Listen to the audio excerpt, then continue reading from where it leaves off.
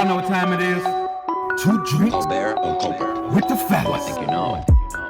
This is more than a podcast with some real life conversations.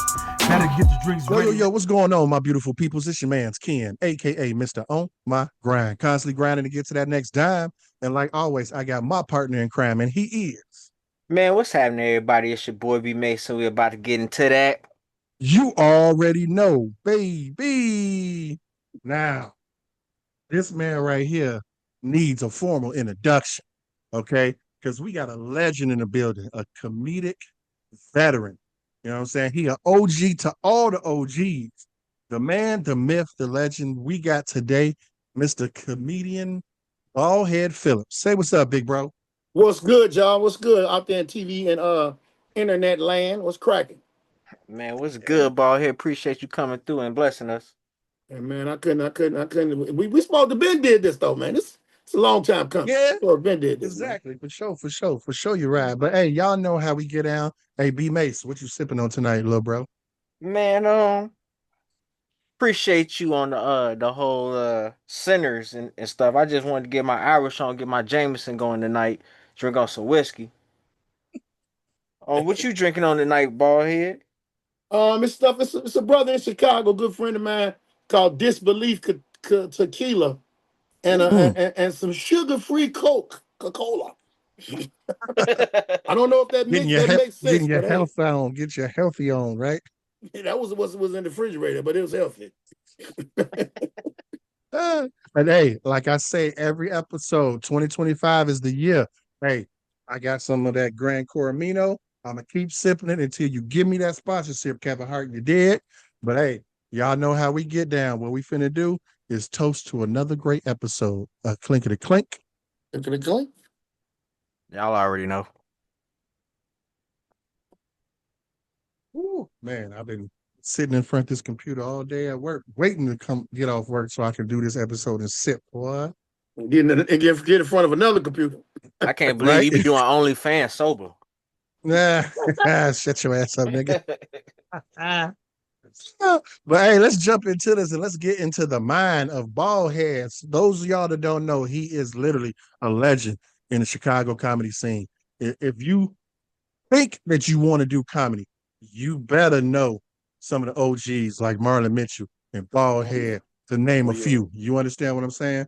But hey, tell the folks, big bro, where you from? What part of the town you from? In the south side from Inglewood. All day. Also grew up on the east side. You know, your grandmama's where you originally from. And when your mama moved somewhere long enough, that's where you at. And so my great grandmama, the house and the family still over there. You know what I'm saying? On 61st and Bishop, 061. Okay. And I grew up on the east side. I went to Myra Bradwell grammar school, and I went to CVS High School. Okay. What part over east? Well, funny enough, from what I was, where I was living, I shouldn't have been living, but I was living in Terrortown, but around 75th from the lake to Jeffrey, and I stayed on 75th and Saginaw. Okay. Fought a lot, got my name out there a lot in them streets in that time, and I was everywhere, man. I was being a latchkey kid. I rode the bus at like 10 and 11 years old by myself through the city, uptown, that's downtown, what we do here in the shadow. Everywhere. Yeah. That was our mode of transportation right there. Yeah. Muggs was getting on the bus to go to school. You know, that's our school bus. CTA morning is our school bus. Man, these kids now want you to drive them to school. What? Right? What? You better walk. No, let me tell you. I got history over east. All right. For a while there, me and my little bro, we lived over on 75th and South Shore Drive. Right. Okay. And my mama stayed all the way out here in Lombard. So on laundry weekend, I bag up my big ass duffel bag, throw it on my back, jump on that 75, come all the way down, and then hit that Metro at Oglesby and come all the way out here to Lombard, just so I could wash my clothes at mama's house. You know what I'm saying? My little brother would have mama come pick him up at Discretion. Oh. At the blue line. Don't be mad at the baby. Don't be mad at the baby. Yeah, right. Anywho.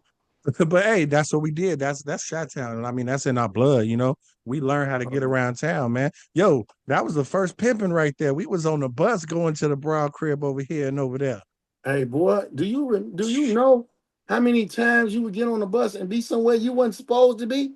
Mm-hmm. Facts. And then they tell me, you talking about going to school. I had to go through, I think it was 5 gang territories to get to CVS, and CVS was an opposition gang to it. Yep. But my brother Pat and my little brother that y'all know for Lexus, they was from around there, so I was all good. You know what I'm saying? When they found out who I was, they was like, "Oh man, that's family, that's family." Right. So I had a lot of love in it. You know, it was cool. I had a good childhood. I ain't tripping. For sure. You know what? Speaking of childhood, I got a quick question for you though, because I came across this on one of your comedy specials. So you still going to Miss Rome crib on your birthday? Oh well, no, she just passed. She just passed, man. Hey, R.I.P. Miss Rome. Yeah, don't nobody touch her grass, goddammit. Hey, boy, that lady did not play about her grass. But the funniest thing was getting old and getting on TV. She said something that was hilarious. She's sitting on the porch. I said, "Hey, Miss Rome." She said, "Come here, boy." I said, "Yes, ma'am." She said, "I done seen you on the TV. My daughter them showed me you on the computer." You know, they don't know nothing about saying the internet. You're on the computer, and I'm proud of you. Your grandmama and them will be very proud of you. My grandmother had been passed. Your grandmama, Miss M and them will be proud of you. But I just want you to know one thing. You still better stay up off my grass. I was like, man, this lady crazy, man. But it was, you know, that was the hood, man. That was the neighborhood. And hey, it was certain ones you knew don't touch their grass. Man, I couldn't do nothing. Couldn't do nothing over there. Because if they was gonna tell my grandmama. Oh yeah. Hey, they was a phone call away. One day I'm standing on the corner with the regular dudes that stood on the block, and I really didn't ever hang on the block because of my grandparents. This police officer kept bothering. He said, "You know what? I ain't gotta bother you. I ain't gotta say nothing else to you. I'm gonna tell Miss Bates you was out here." I said, "You ain't gonna never see me again." Hey boy, if he did see me, I was going in and out of my grandma, and my niggas on the block was like, "Hey man, no, not finna tell my grandma." And it just happened that he was a little dude that grew up on the next block, and his grandmother and mother went to church with my grandma. When he found out who I was, it was over. It was over. I ain't gonna lock you up. I'm just gonna call your grandma. It's a wrap. No, don't do that, bro. Nope. He probably would have locked everybody up and then took me to my grandmama. Man, lock me up with them. Right? Grown man, I ain't be running for no switches. Yeah. Now he is. Yeah. So how long you been in the game? Tell the folks so they know how long you really been doing this shit for real. Well, to kind of backpedal, I didn't really realize how long I had been in it until me and Marlon started. Because, you know, Marlon Mitchell is the one that got me started. He put me in the game. And we had to figure it out. It's like 30 years. 30 years. I started in 93, but I didn't get serious until 2000. And that was because I got released from prison. And when I was in prison, everybody that I would dibble and dab in the comedy game, because I wasn't serious, but I was on the street. I started seeing them on TV when I was locked up, Marlon including, and I was like, that's what I'm supposed to have been doing. So would you say that was the moment that you felt comedy was your thing when you saw that? Yeah. Because see, me and Marlon, it's my best friend. Me and Marlon was in high school, and we had study hall on the 3rd floor, room 336. Whenever me and him had study hall, nobody studied. The teachers sometimes would leave out the room because they would be like, "Man, I can't handle that, man. Y'all got me laughing. I ain't supposed to be laughing at y'all." Right. And we didn't even know we didn't know we was gonna be comedians, but we was signifying on each other, or we was roasting somebody as they came out. I had an introduction thing that I used to do. When somebody would come in, I'd be like, bum, bum, bum, bum. Here's Janet. Yeah, she's looking well with that yeast infection and doing her thing in the city. So please make sure when you get on the 6th and Jeffrey bus, do not sit after her. Man, niggas would just go. It was like anybody that came in, that's how I would roast them. And then we just had a good time. And when Marlon and Deion Cole started doing comedy, he was like, man, won't you come on? We're doing comedy. It was this club called the S's. It was on 71st and King Drive. I think whatever it's called now, it's still a letter. But right, yeah, it is. They kept telling me to come do comedy. I was like, man, I just made 10,000 a day. I ain't gonna be standing up on those stage cracking no jokes, man. And Marlon, one day after a million times asked me, man, you need to come up there. It'd be a lot of women up there. I was like, what time y'all start? What time that was it right there. That was it. And then I what they say, power of the P-U-S-S-Y. That's the reason why every nigga get flattered. I was going in the hole, man, to mess with this one chick. I was going in the BD building on Calumet to mess with another chick. So going somewhere to get some really wasn't. It was just how you got in there and how you got out of there. How you conducted yourself when you went in there and got out of there. I knew when I went in the hole, I had to wear my I had this one. What was so funny? I had this one what was the name of them outfits back in the day that had the red, black, and the green on it? Oh, the cross colors. Cross color. He talking about Gucci. No, this was cross color. No, that's what cross colors, bruh. I had a cross color. Because I had finger waves. So I had a cross color fisherman hat, and then I had a cross color jacket. And I walk in there with all that red, black, and green on. They didn't. What up? They like, what up, Mo? I just said, what up? He said, what up, Mo? Right. This girl stayed on a mission. She stayed on the 12th floor. Man, one day that elevator wasn't working. But I was way lighter than I am now. Boy, I shot up them stairs. Got up there, I'm tired. She's like, what's wrong? I said, I gotta take a nap. I said, I ran up all them stairs. I said, I hope the elevator is fixed in the morning when I come up out of here. Take a nap before you jump in it. Man. Now I'm recharged. Let's go. Hell no. So, what were you doing before you got into comedy? Tell the folks. I was selling drugs and stealing cars. Exactly. He was in the streets. Yeah, I was in the streets. So what was that pivotal moment besides seeing everybody on TV? What was that moment that you were sitting there like, you know what? I need to do this. Well, No, it's another backstory. My little brother, may he rest in peace, his name was Jimmy. We used to go to this club on 63rd in Peoria called the Malibu. Okay. And they had talent shows every week.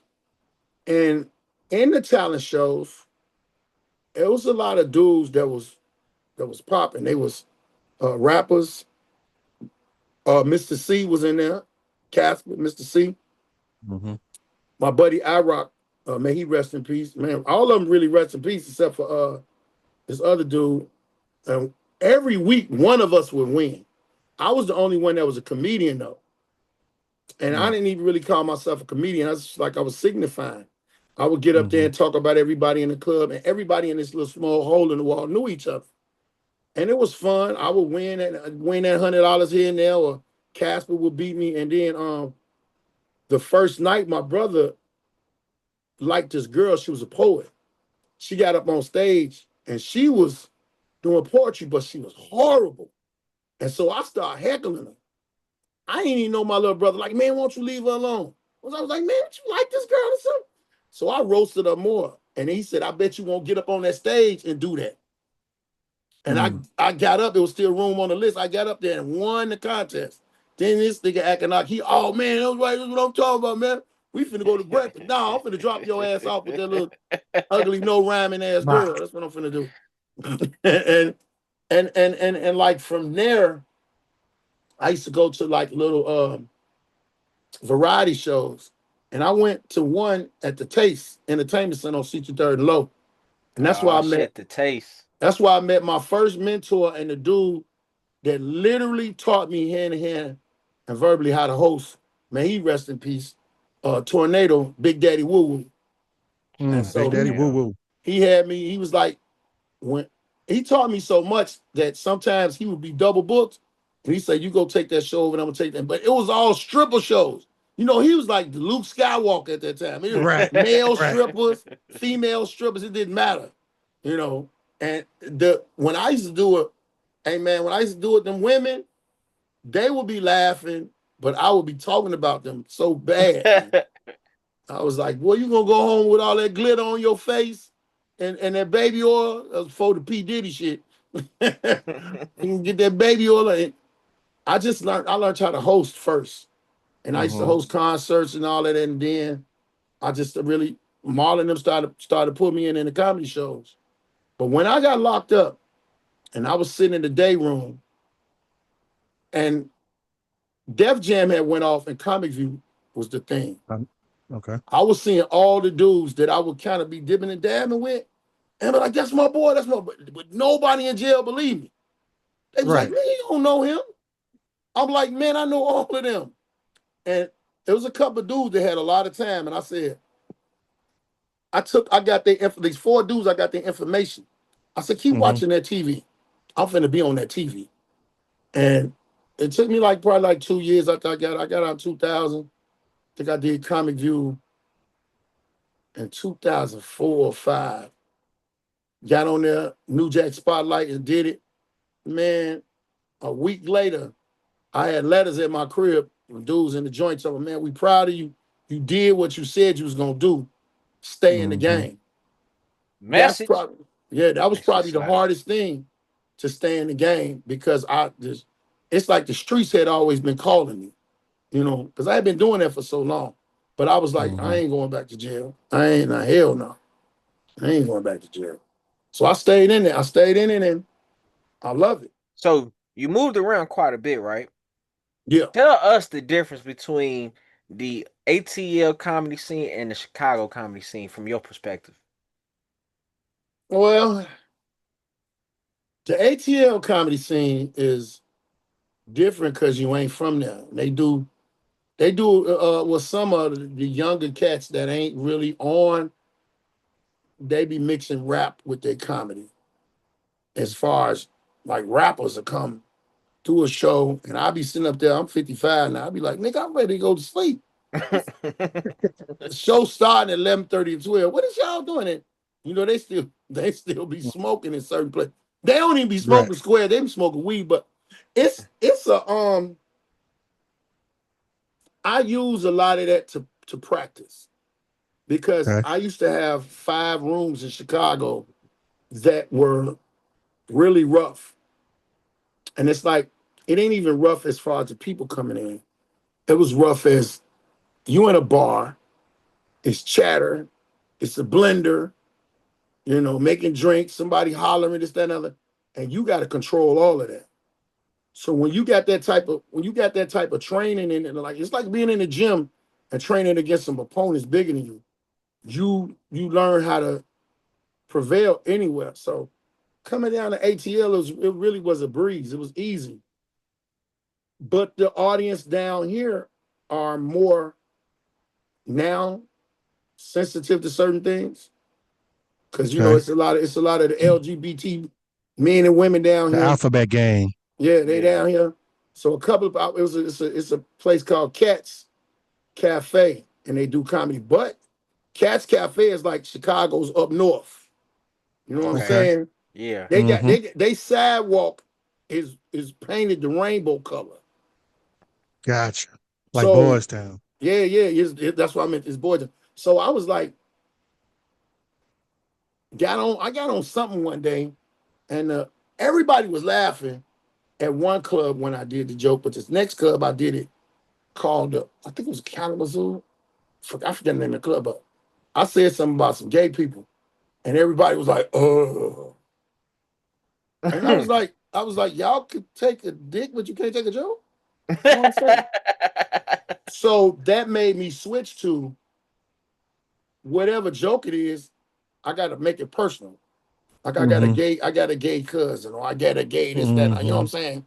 And then they understand it. But if they think you attacking that whole community, then they're gonna look at you crazy. You know what I'm saying? Unless you're a woman. Women can damn near say anything about everything.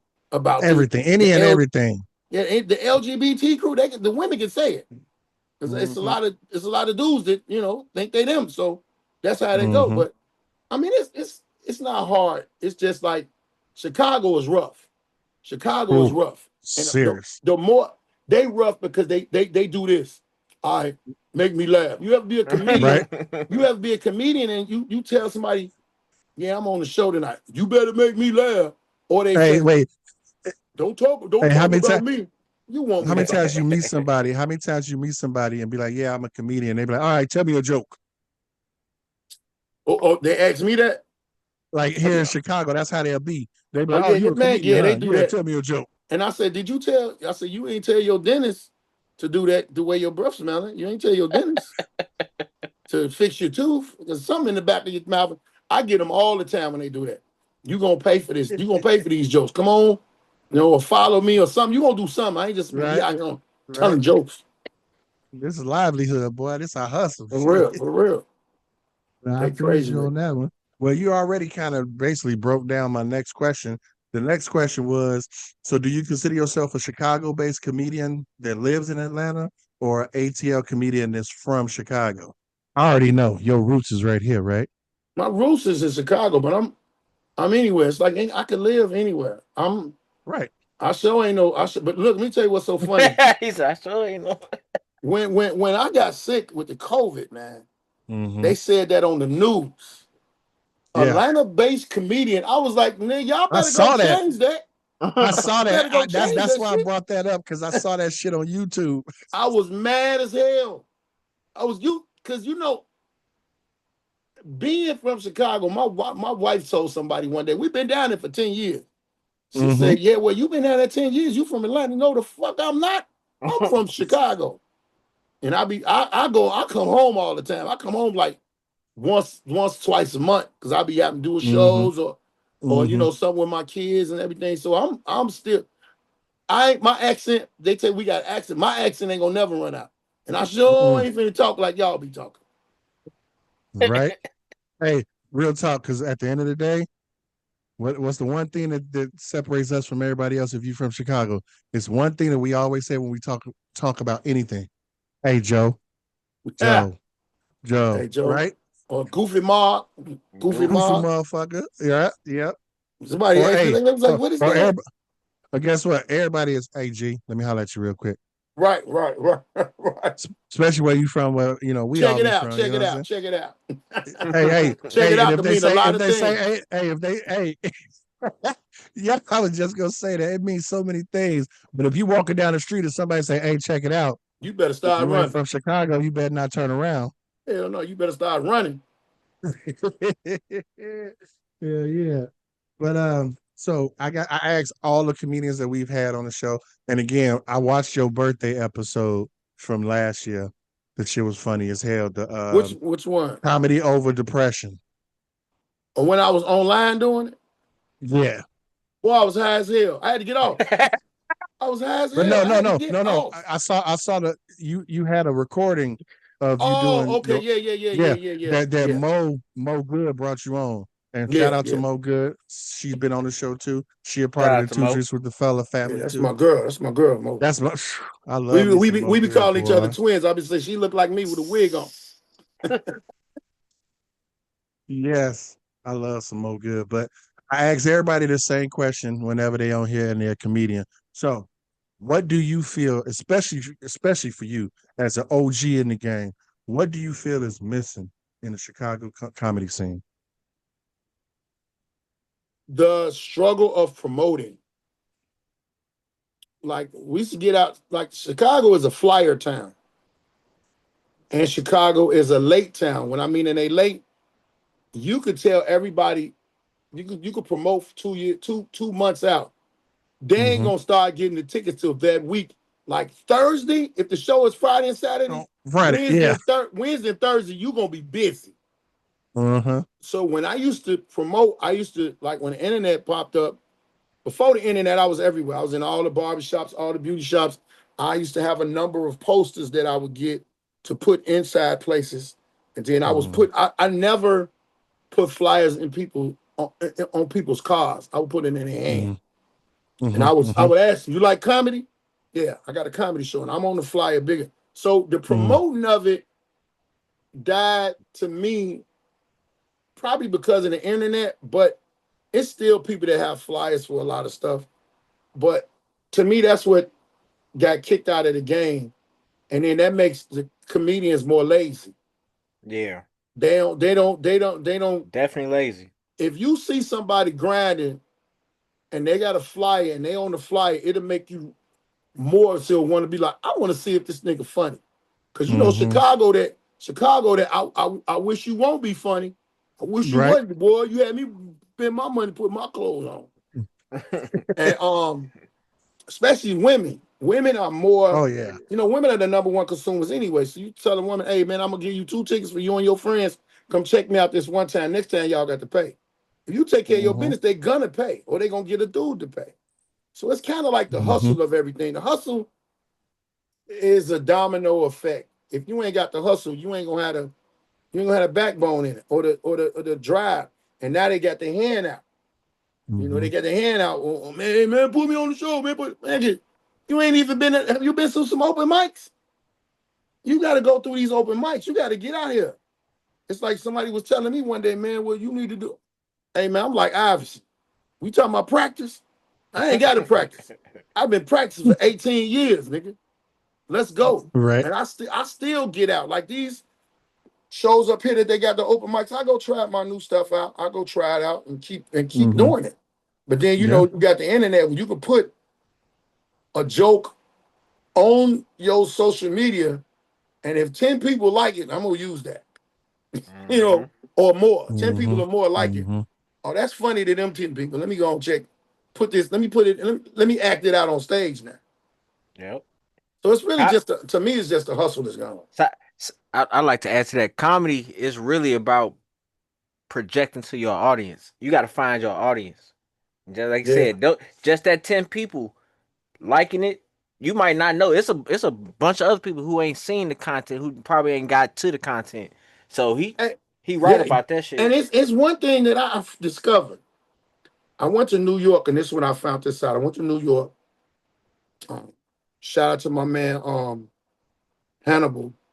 He had a room up there called He had a room called the Knitting Factory. Brian Babylon was hosting. Brian Babylon, shout out to Brian Babylon, the Prince of Bronzeville. He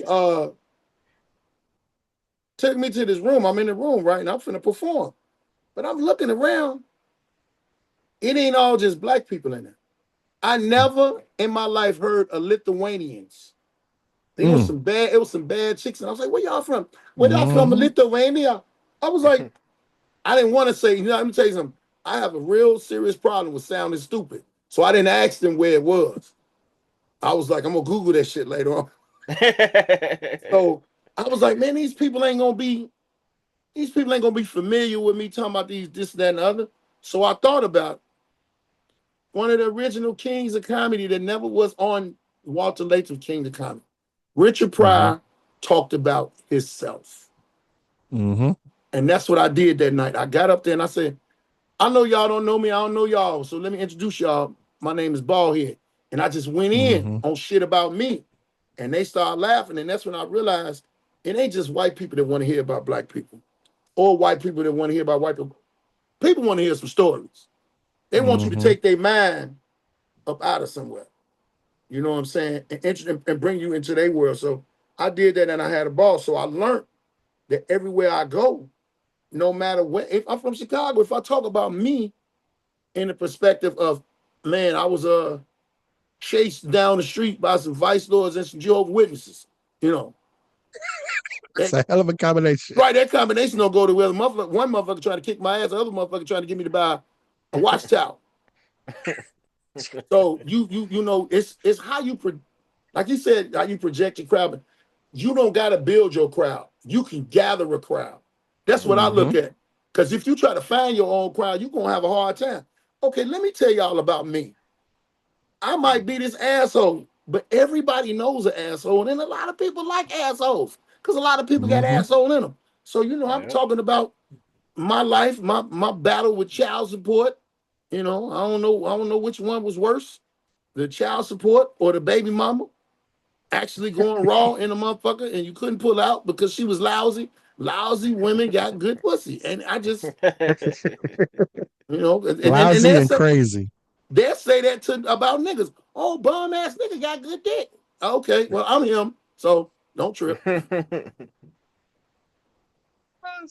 You know what though? Funny thing you say that, because even in this world that I am in as a podcaster, I sent an email out. I sent it to you when I first reached out to you last year. You know what I'm saying? And I start every email out the same way. I'm like, allow me to introduce myself. And I explain who I am, what our podcast is about, and why we want you on the show. You know how many times I get people that I don't even expect to respond just because of that? Because that's me. Like, this is who we are. You know what I'm saying? We started this podcast because I'm sick and tired of motherfuckers saying Chirac. Yeah, don't get it twisted. Don't cross us. But at the same time, we hustlers. We make money. We make moves. We do things because this is where everybody moved to when they had to leave the South and all that other shit. You understand West side, baby. Yeah, Brunsville. Come on.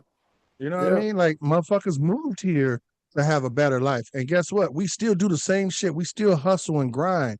So we wanted to start this to showcase the fact that we hustle and grind in Chicago. And we got a shit ton of great motherfuckers that come out of here. You know what I'm saying? But then it started to transition into the Black community in general. Because then we started having people from other states reaching out to us to want to come on. Right. You know what I'm saying? Like Buddy that did the picture. My brother, Philly. My brother told me about, man, some niggas tell me they know you, man, they got a podcast. Cause my brother don't be doing no damn podcast. Flex don't be doing no damn podcast. Right. And nigga was like, he's like, oh man, they're good people, they're cool. I was like, all right, well, I'll fuck with him. But at the time, I don't know what was going on. But still, I was like, when you hit me again, because when you first, let me tell you something. When the nigga on social media and he got followers, we get so many emails. I never paid attention to emails. Because I was like, them niggas is scamming me. Them goddamn Nigerians done got into my shit. They trying to take my page. Fucking with them trying to take my page. Trying to take my page, boy. They be talking so motherfucking nice. Hey there, brother, how are you? And I hear their accent and when I be reading, hey brother, how are you doing? I am from Nigeria. I'm trying to get you to donate to. Man, you don't get the fuck out of here. Look up, I got 5,000 some emails and it's unread because I skimmed through them. But I don't know what made me pop on yours. And it might be because you had a motherfucking Jay-Z line. Let me introduce myself. Exactly. You know what I'm saying? But no, but see, here's the funny thing about it. I'm gonna be real with you. Hey, shout out to Comedian Sykes. You know what I'm saying? Because because what happened was we had Sykes on the show last year. And we're going to get to that with you later. But we asked him, what was his top 5 Chicago comedians? And he said, Baldhead. And I'm like, okay. So here's the thing. We do everything in-house. You know what I'm saying? We find the talent. We bring the guests. We record. We edit. We do everything in-house. So while I'm doing the edit, I like to pop up the pictures because not a lot of people know who the hell people be talking about, right? And when I saw your picture, I'm like, why does this motherfucker look so familiar? Like, I felt like I knew you, but I didn't know you. And I even asked B. I even asked my co-host. I'm like, hey, B, don't this motherfucker look familiar? He was like, hell yeah. And I'm like, why? And he was like, J-Rock. And I was like, so here's the thing. I graduated from high school 2003 from Glenbard South. My best friend from day one, when I first went to Providence St. Mel on the west side. Right. And then after the first semester of freshman year, I got kicked out for fighting my guidance counselor. And at the time, we lived out here in Lombard, so my mama transferred me to Glenbard South. My first day, the guidance counselor said, I got a student that's going to follow you, take you around to the classes so you can learn. No, you had it right the first time. What I said? Follow you around and make sure you ain't steal nothing. No. It wasn't even that. She had a student take me around because it was James Jr. James Jr. was my guide around the school for like a week until I learned the school. And ever since then, we've been best fucking friends. So then I look at it, I'm like, this nigga look like James and Sheena and Papa Phillips and all them. So I hit up James and I said, Jay, you know this motherfucker? He said, yeah, that's my cousin. That's who out the Bam son. And I was like, no shit. So then I'm like, yo, I gotta. Me and my daddy looking identical, nigga. No, it's not even just your daddy. It's that Phillips fucking blood. It's that Phillips nose and that face. Y'all all, I kid you not, I'm gonna pop up a picture of my homeboy J-Rock, and everybody gonna see like, yes, that motherfucker. They, boy, you know, you can see a Phillips from a mile away and be like, that's a fucking Phillips right Hey, there. nigga, I was like me being grown, and I was meeting my cousin because my first name is real prevalent in my family. Yeah. Now I didn't know this until one of my uncles died. Well, I loved all my uncles. All my uncles was funny and silly. But I had an uncle named Mac. This motherfucker, when I was a kid, man, I thought this nigga was a giant. He was so tall. Right. I go to his funeral, and everybody hadn't seen me because you know you got family shit issues and shit. Yeah. Yeah. And I'm walking in to walk up the casket, and everybody's saying my name. They're like, oh, that's who. And I'm looking like, how the fuck all these people know? And then when everything was settling down, everybody was over there. And then they found out that I was doing comedy. I had a cousin, nigga. I had a cousin, and if it was by the grace of God, we would have had sex. Because I didn't know it.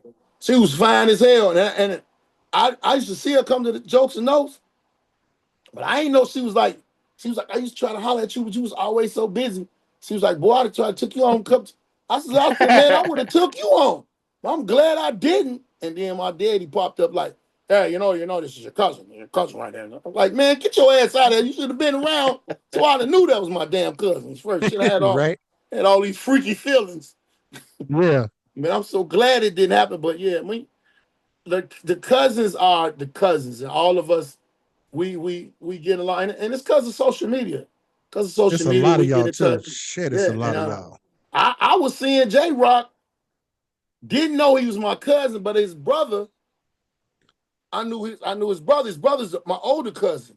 I used to go visit him at his job and kick it with him and shit. And then he was like, "Dude, you don't even know my little brother, your cousin." And he showed me a picture. I was like, "Man, I be seeing that nigga on social media all the time. That's my cousin." He was like, "Man, that's my little brother. That's it was my Uncle Zeke's other son." I'm telling you, man, once you start putting the pieces together, this man. But hey, again, like you said, the grace of God, you know what I'm saying? Like, it's crazy. We used to all be little kids at my granny house in our drawers eating cereal. And you know, niggas just grew up and niggas just went every which way. Living life.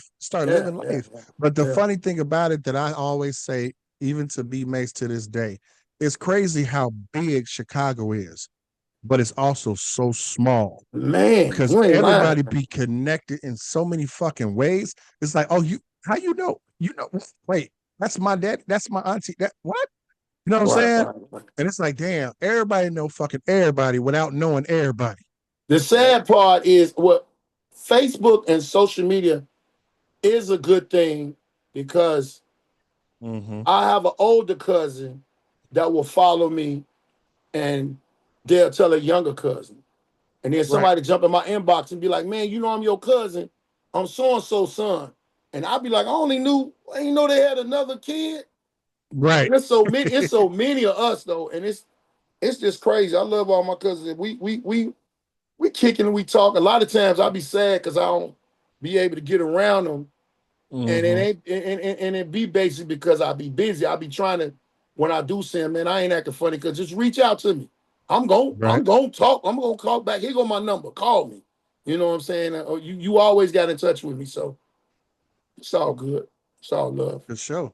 Well, guess what? What we finna do here now is we're gonna dive deeper into the mind of Baldhead Phillips. All right. Damn, so we're about to do that. I should have took an edible for this.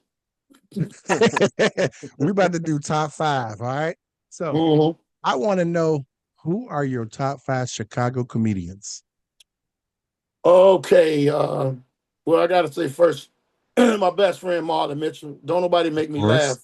Don't nobody make me laugh like that nigga make me laugh, man. I'm talking about on a regular conversation. It's hilarious. On a show, I dread going behind him if he in his bag. That nigga in his bag, I gotta be deeper in my bag. So Marlon Mitchell 1, 2 females, Just Niche, Corey Bell. I've been knowing Corey Bell since she was like 18 or 19. I know her husband. I used to go with his sister for like 8 years. So it's a personal thing with them. Right. George Wilburn is number 4. And that's because that was one of my mentors through the ups and downs, the trials and tribulations, George Wilburn. And number 5. See, that's that last one be the hardest. Yeah. It always is. Those motherfuckers be hearing it and they be like, you ain't saying my name. But the last one would be my other big bro, Tony Schofield. Tony Schofield. Because Tony Schofield, at one time and still now, niggas didn't want to go behind Tony. And Tony, I went to Second City for writing. I graduated for writing and improv. But Tony showed me how to write on the fly. Because I used to be him and Leon Rogers' wingman on the morning show. But on the morning riot, whenever you heard Tony, he wrote that shit like that day.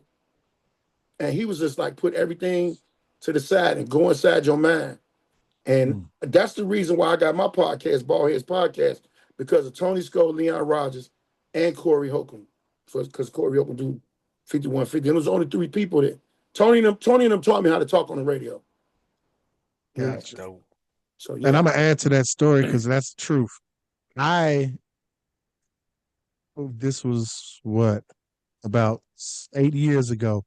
Me and my pops went to a Chicago Bulls game because my dad's a part of the electrician union, and they got a suite there. And like an hour before the game, we got a call like, "Hey, come to the game." I'm like, "Shit, let's go, pop! Fuck it, a suite." So we go, kick it, have some fun, and I'm like, "Pops, come on, let's walk around," because I'm a Scorpio. I get bored sitting around.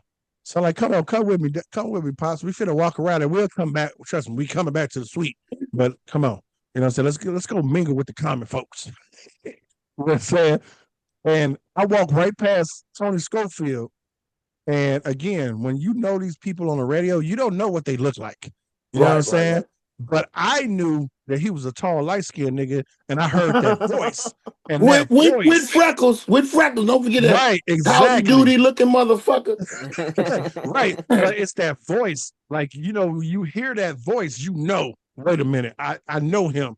So I walked up to him like, Tony Schofield. And he was like, yeah, little nigga. I was like, what's up, man? And I, as a fan, man, that nigga roaster got me on sight. And I was like, that's why I love your ass, my nigga. Yeah. That was it. Hey, I got to tell you this story. Like bombing in Chicago is the worst thing to do, even if you bombing in front of people. So the one and the worst time I bombed, one and only worst time, I bombed probably twice, I think. Other niggas would say some other shit, but they was laughing. So we was doing the audition for Bad Boy. Damon Williams had a room out at this place called Razzmatazz out in the suburb. Okay. So we doing the Bad Boys audition. Let me set the room up for you. Kenny Howell there, Deion Cole, D-Ray, Corey Holcomb. Everybody was home. Heavy hitters. Everybody. Marlon Mitchell there, man. It's George Whip, man. I don't know who wasn't there. So before this show, I was doing a lot of shows. And I'm hitting home run. I'm knocking shit out the park, getting standing O's, doing everything. Killing them. Nigga, I got up there, and I got this joke right now about comedians that bomb. I said, you bomb so hard.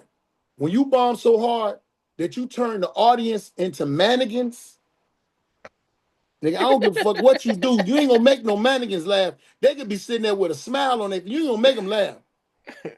I bombed so hard, and I don't know. I did everything I was doing, but I just sit that down and read my crowd. I'm not gonna make no excuses for it. I bombed. Right. I felt so bad when I got off that stage. I was walking to leave out.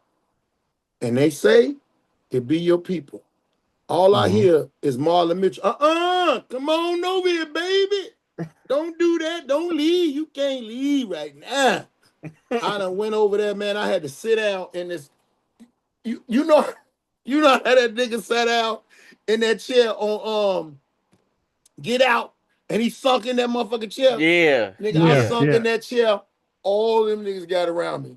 Kenny Howard the first to say, and you say I'm your mentor. and he said it. Look, he said it and faded back. And then Tony Schofield was like, I don't even know if I should call you for the radio, no man. What did you just do up there? Every last one of them niggas told me a line. And I said, I remember D-Ray was like, D-Ray just looked at me, just kept laughing. And like somebody else would say something, he'd come back and be like, I was like, man, I ain't never admired and say, come on, man. What you doing, man? You on that shit? What you doing, man? Hey, man, they low told me, I said, no matter what I do in life, I ain't never bombing in front of not one of them niggas no more. No more. So, like, that experience, and I was a main shit talker of people who bombed or they thought they was off the chain. I would get them to business. Like, look here, nigga, you don't need to be doing comedy. I'm gonna tell you where you need it at. Walmart got a lot of boxes on the floor. They need to be picked up. Going on in there. Going on in there and just help them people out. So to be a comedian from Chicago, we have a lineage and a legacy that ain't nothing to play with. We got the King of Kings, Bernie. If Bernie was in the Red Fox, Richard Pryor, and you got to look at Robin Harris was Bernie's big dog. Yeah. You know what I'm saying? And then after and Robin Harris had a big dog. He had a Richard Pryor. Look who was in Harlem Nights. Right. All of them niggas. Yeah. You know what I'm saying? And comedy word of mouth. Whoever put it together put them niggas in that movie, but for a reason. It's legendary. So I look at it like I can't lose, man. I can't lose. I got nigga. I graduated from CVS, went to Inglewood. Lived in Inglewood. You know who did that? Bernie. I ain't never gonna be as good as Bernie. I'm gonna always be as good as Baldhead. But we come from the same shit. We come from the same shit. Same cloth. I talked to Bernie's daughter on the regular. I used to talk to his wife a lot too, but we kind of lost contact, but we ain't into it or nothing like that. It's just that when his wife met me, we did something at it was an event for him, for his foundation. And she said, you are the epitome of what Bernie was trying to do. And it was really stories, man. It was just stories because I got great grandparents and grandparents on both sides. If you hanging around your grandfather, your uncles, they shit talkers. You're gonna pick all of that up. And then I come from that era you're supposed to be seen and not heard. So I'm listening. Yep. So I can go anywhere on this earth and talk to anybody, black, white, anything. You just let me know the conversation. And I'm gonna keep it real about me. I'm gonna keep it real and raw about me. I was around some people, some church people a couple of days ago, and I was like, yeah, man, when I was in the penitentiary, they look like, I was like, yeah, I was locked up before. They clutched their pearls real quick, and I said, don't do that. I said, when Jesus was on the cross, them two niggas that was on the side of him, they was crooks. Them was criminals. And they labeled Jesus as a criminal. I said, that's why somebody always in jail talking about they was innocent. A shot to the truth. Yeah. So you know what I'm saying? You ain't gonna never, you might get shook up by what I said first, but you gonna always be like, man, that nigga telling the truth. And he real with it. And that's a problem now, though. Y'all know that is doing a podcast from the words y'all speak and the things y'all, that's a problem. Being real is a problem because we in such a fake world and climate, man. So sensitive. Y'all could wear skirts and think that y'all women. And I ain't knocking nobody for it, but nigga, you ain't gonna make me think that. I got gay people in my family. I got straight people in my family. I got white people in my family. So it's not nothing I'm not gonna talk about. I'm just gonna make sure that I'm not never trying to disrespect you. I'm trying to make you laugh. And some shit ain't gonna go across to everybody. But if I get the majority of them, fuck what you thought. Yep. Hey, because again, we from Chicago. You got to have a thick skin. You know what I'm saying? Oh my Comedy God. isn't shit. You just laugh. Hey, you laugh from not crying. You understand what I'm saying? Do you know the craziest shit was when we used to ride the bus like we was talking about high school? One nigga be roasting. And it's one nigga on that bus that's laughing harder than everybody. The nigga who getting roasted get mad at that nigga. Exactly. You laughing too hard. Yo. Nigga, I ain't. Exactly. Because he said some funny shit. How you mad at me? So B.Mase graduated from Proviso East. I went to Proviso East just for summer bridge the summer before freshman year. And at lunch table, that's what we did. We roast motherfuckers. Dude. We just talk shit. And guess what? Sometimes it went over well and everybody laughed, and sometimes you fucking bomb. But you know what makes that's what taught us how to read people. You know what I'm saying? But that's what that's why the comedy scene in Chicago is so tough. Because everybody grew up roasting. We talk shit about first of all, the old school, our OGs, they had no filter. None. Yo, when I got into high school, I stopped bringing my bras around my grandma. But she always had no filter. Grandma would be like, what's her name? Latanya, Toya, Keisha, Peacha. No, not none of them. That's the ones I just seen last week. Grandma, shut the fuck up. But hey, still. boy, my grandmama said something. Shit one day, she said, oh, how you doing, baby? Is them your teeth? Okay. Well, bless your heart. And walked off. Whoa. Man, that girl, hey boy, that girl got mad at me. Your grandma. I said, hey girl, your teeth is fucked up, but you got a nice body though. Don't worry about it. Just keep your mouth closed and we gonna be good. Yeah. Cause you think my grandma was crazy. Them niggas I hang around. Wait till you meet the rest of the people that be around me. My cousins, my homeboys. You think I'm crazy? My homeboys just as crazy as me. Nigga, I had a Nextel phone. And I'm with my girl, who I was with at the time. My buddy hit me on the chirp. Where you at? And my girl, the bitch with the teeth. Hey man, I'm gone, man. I'm gonna talk to you later, man. I'm gone. You do what the fuck? She's sitting right there. I said, these niggas is disrespectful, baby. Man down.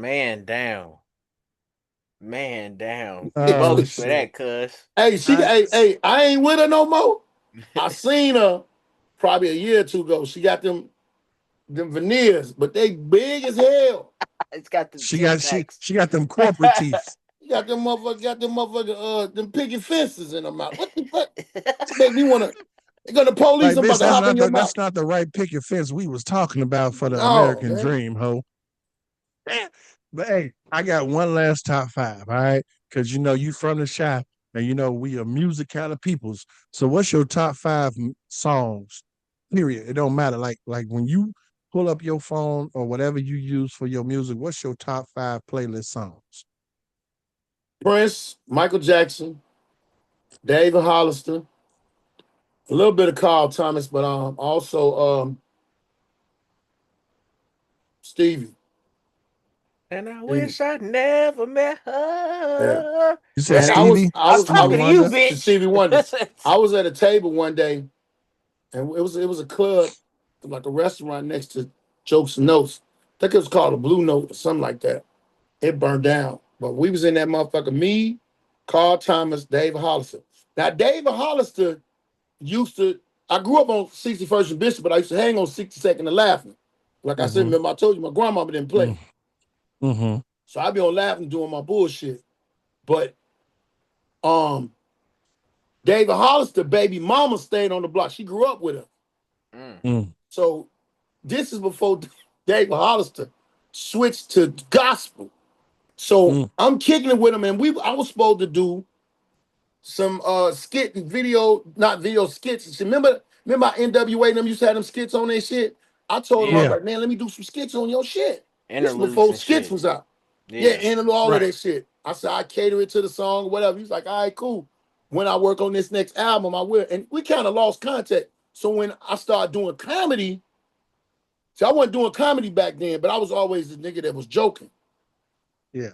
We sitting at the table talking. I said, man, how the hell you switch to doing gospel, and then you told me we was gonna do these damn skits. Now you doing these old praise the Lord songs. That nigga looked at me.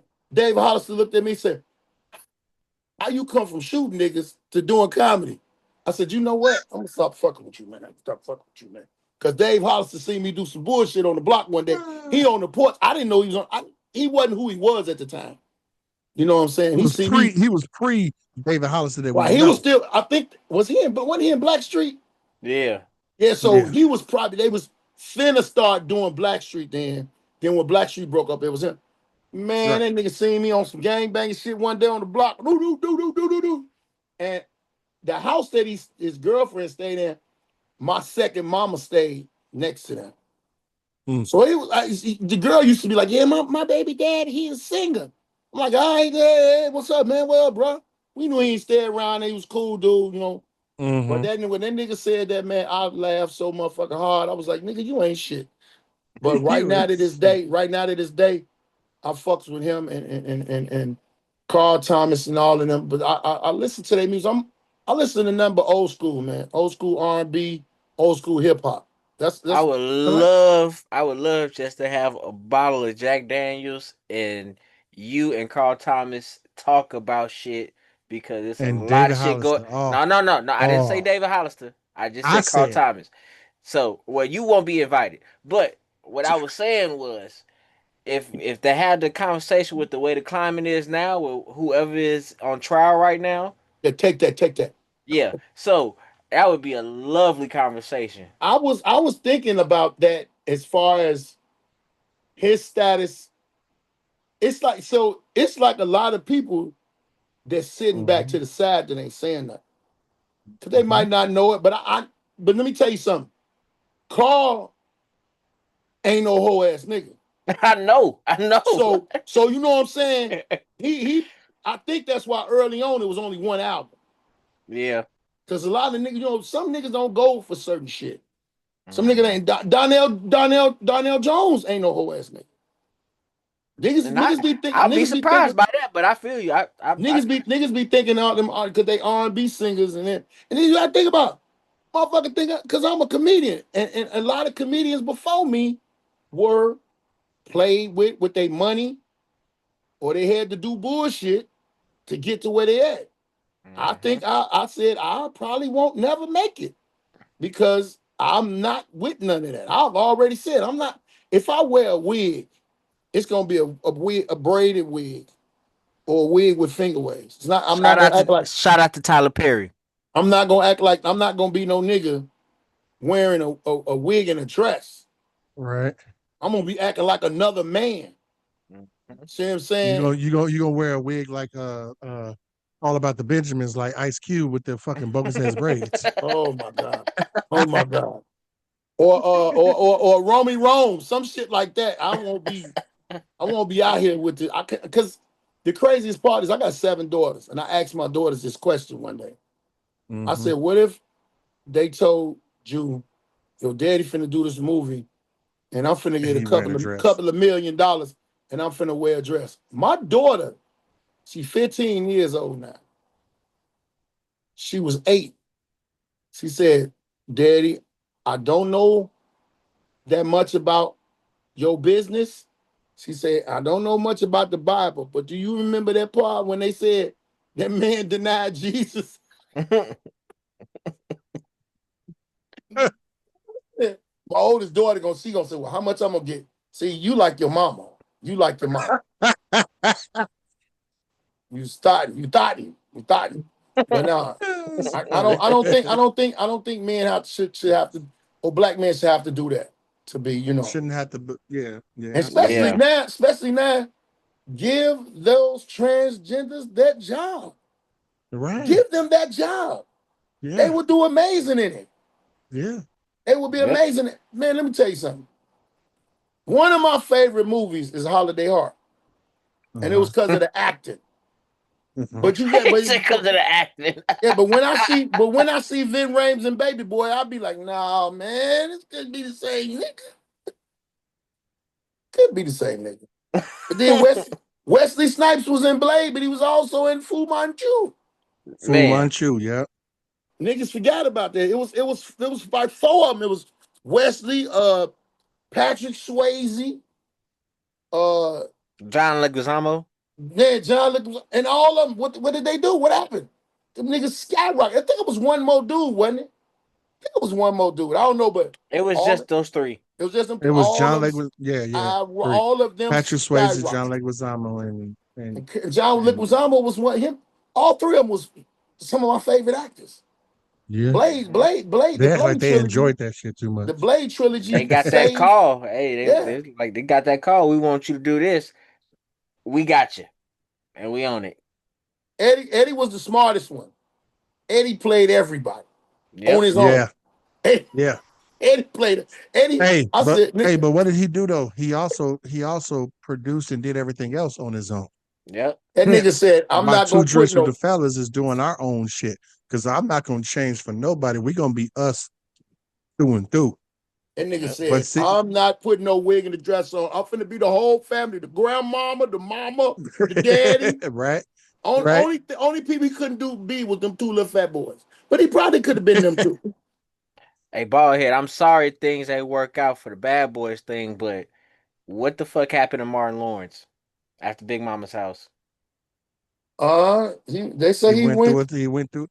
I'm gonna tell you what a lot of people. That's what run tail that. I think a lot of people, what it is with them, it's like them people that had them albums, and they can't follow it up.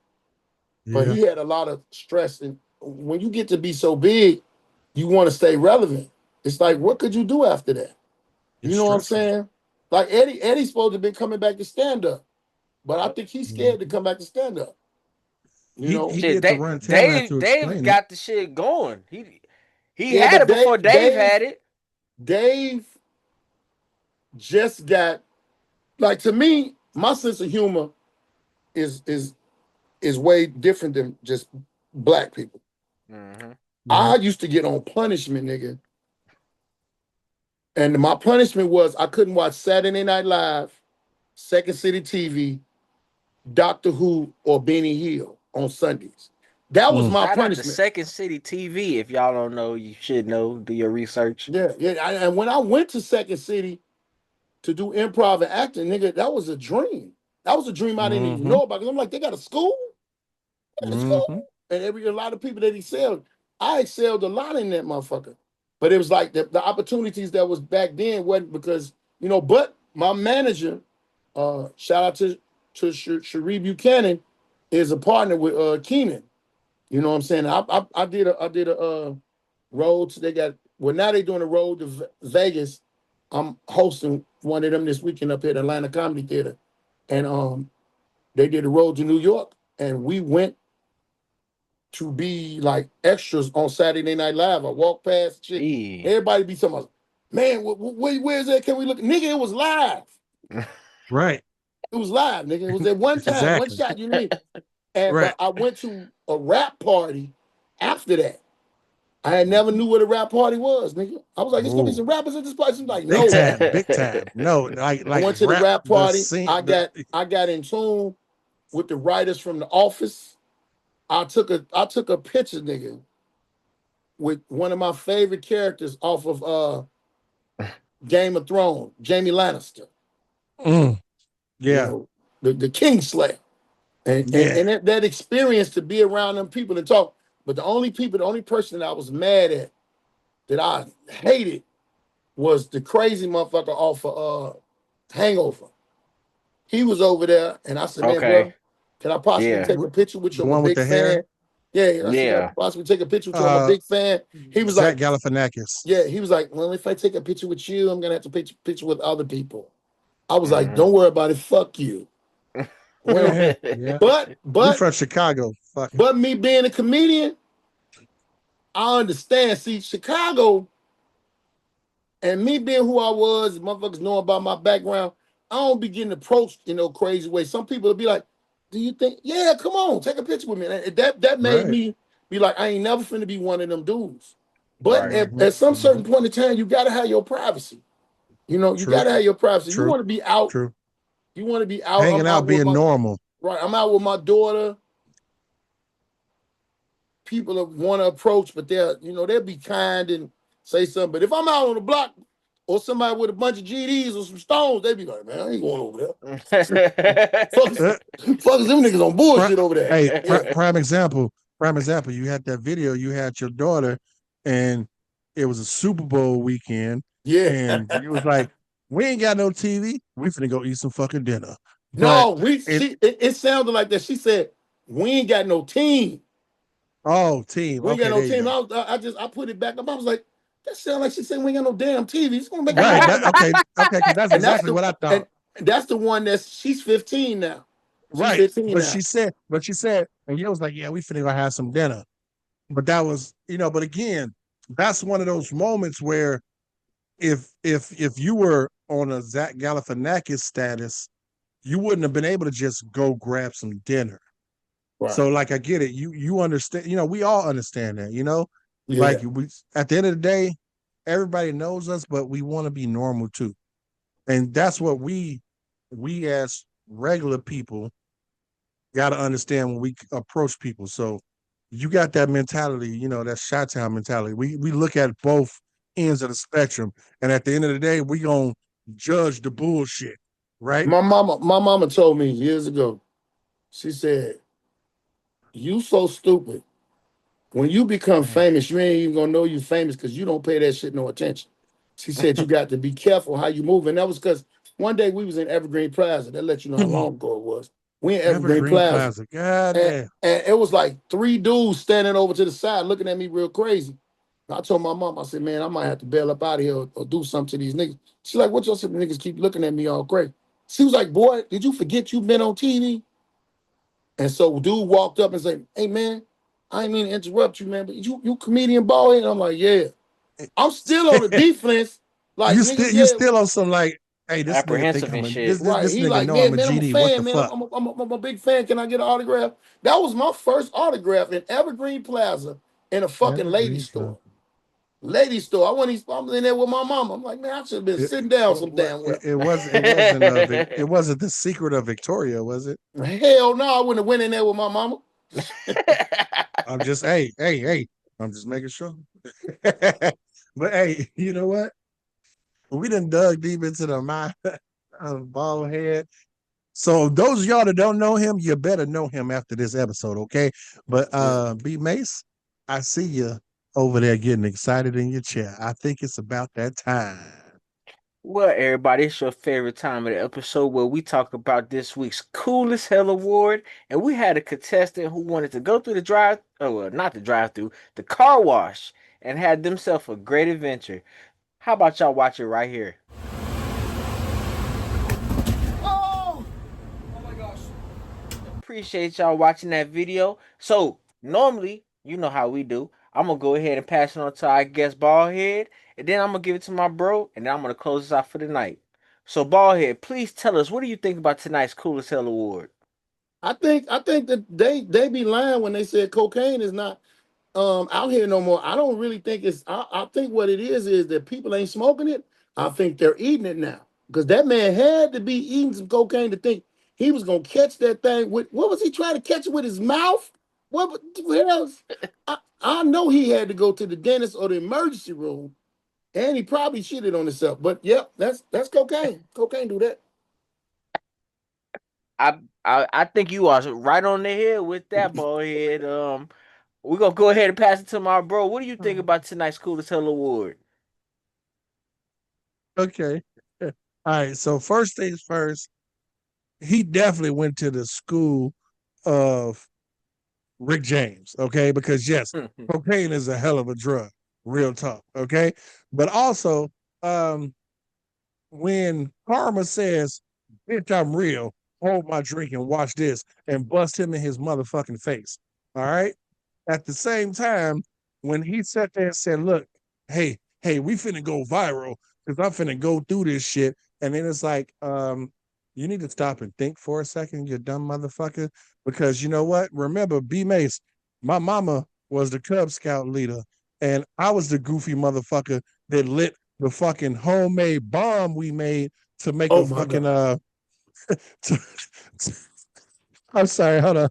To make a fucking bonfire at the fucking campground. We took a fucking 25 juice and filled it up about 2/3 with bug spray and lit and spray, nigga, crazy. And then we sprayed the bugs. We sprayed the grass and the leaves with bug spray. And who was the one that lit it? Me, the son of the Cub Master. Mm-hmm. Okay, that's that moment right there. That's that. His parents saw that video and said, "What the fuck?" They had to put you. Okay. How many people had to put you out? You know, nobody. It just nobody. It just blew up in my face. Mushroom cloud in my face.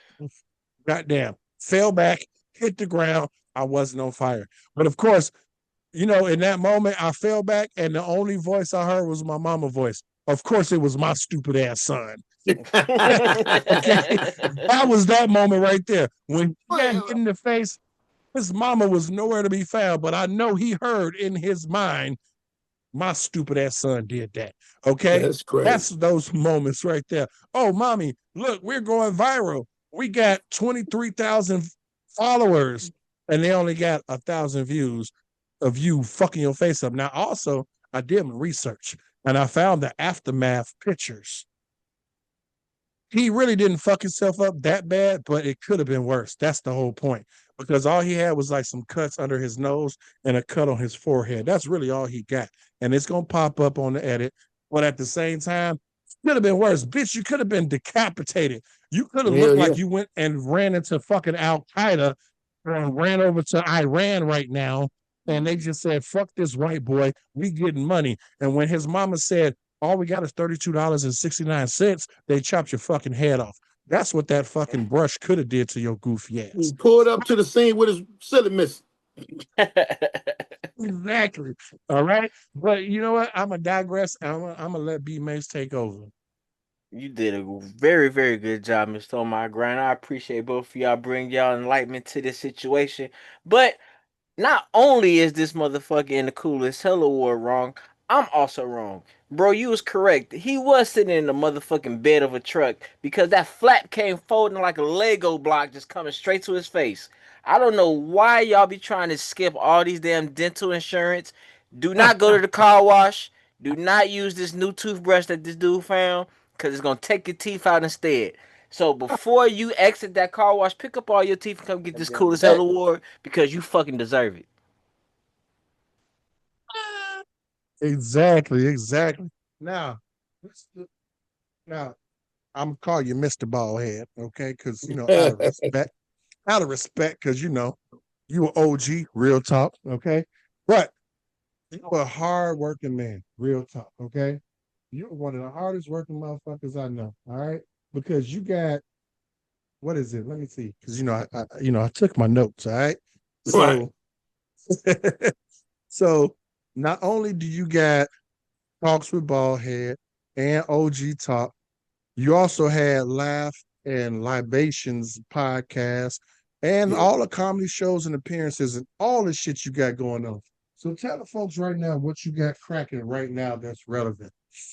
Well, my podcast, Baldhead's podcast, season 11 will be coming back next month on the like the 19th or the 22nd.